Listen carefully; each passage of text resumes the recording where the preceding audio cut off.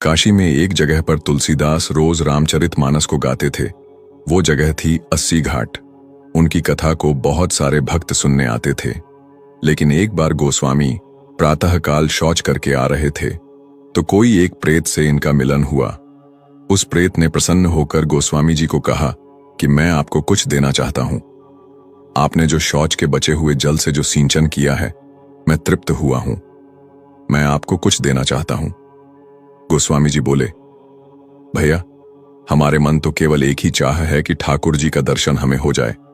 राम की कथा तो हमने लिख दी है, गा दी है, पर दर्शन अभी तक साक्षात नहीं हुआ है। हृदय में तो होता है पर साक्षात नहीं होता। यदि दर्शन हो जाए तो बस बड़ी कृपा होगी।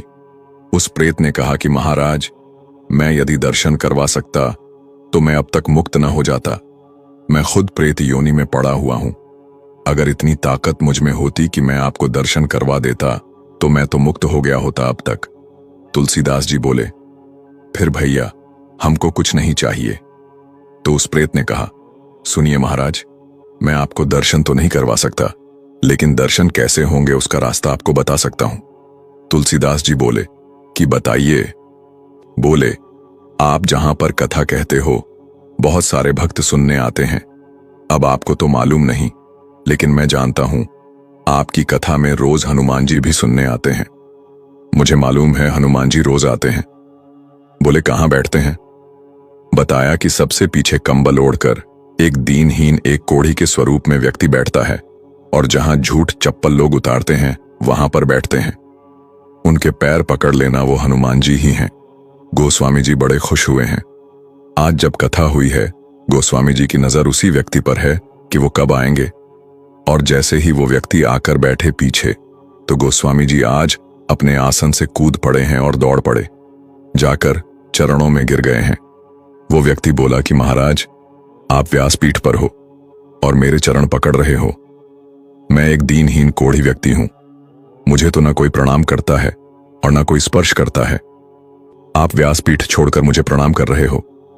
गोस्वामी जी बोले कि महाराज, आप सबसे छुप सकते हो, मुझसे नहीं छुप सकते हो।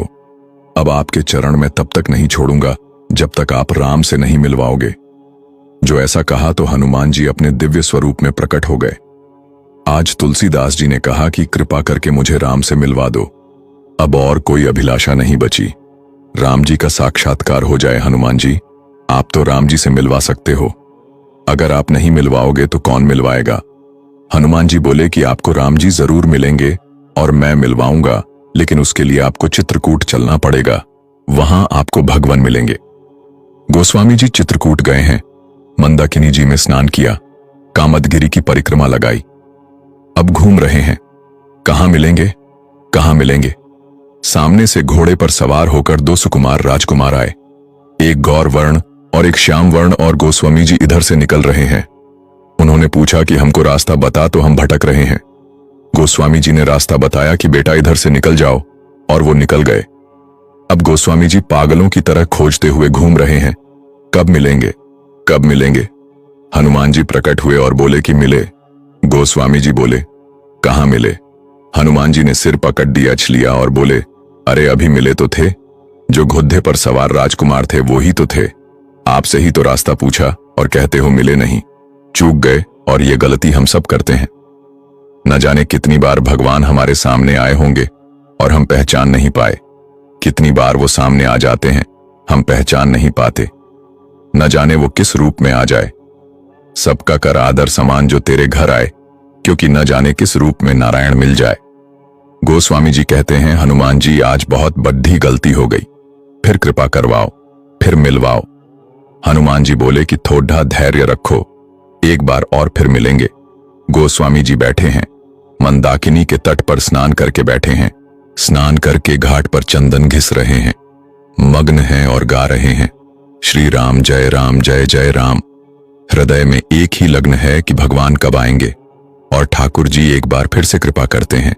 ठाकुर जी आ गए और कहते हैं, बाबा, बाबा, चंदन तो आपने बहुत प्यारा घिसा है, थोड़ा सा चंदन हमें दे दो, लगा दो।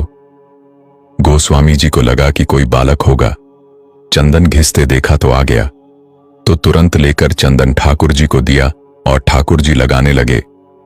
हनुमान जी महाराज समझ गए कि आज बाबा फिर चूके जा रहे हैं। आज ठाकुर जी फिर से इनके हाथ से निकल रहे हैं।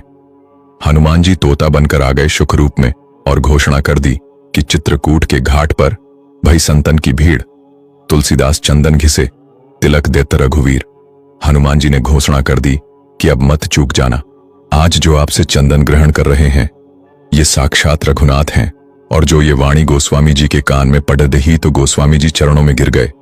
ठाकुर जी तो चंदन लगा रहे थे, बोले प्रभु अब आपको नहीं छोड़ूंगा। जैसे ही पहचाना तो प्रभु अपने दिव्य स्वरूप में प्रकट हो गए हैं और बस वो झलक तुलसीदास जी को दिखाई दी है। ठाकुर जी अंतर्ध्यान हो गए और वो झलक आंखों में बस गई, हृदय तक उतरकर। फिर कोई अभिलाषा जीवन में नहीं रही है। परम शांति, परम आनंद जीवन में आ गया ठाकुर जी के मिलने से। आराम की तलब है तो एक काम कर ले, आराम की शरण में और राम राम कर ले। और इस तरह से आज तुलसीदास जी का राम से मिलन हनुमान जी ने करवाया है। जय सिया राम।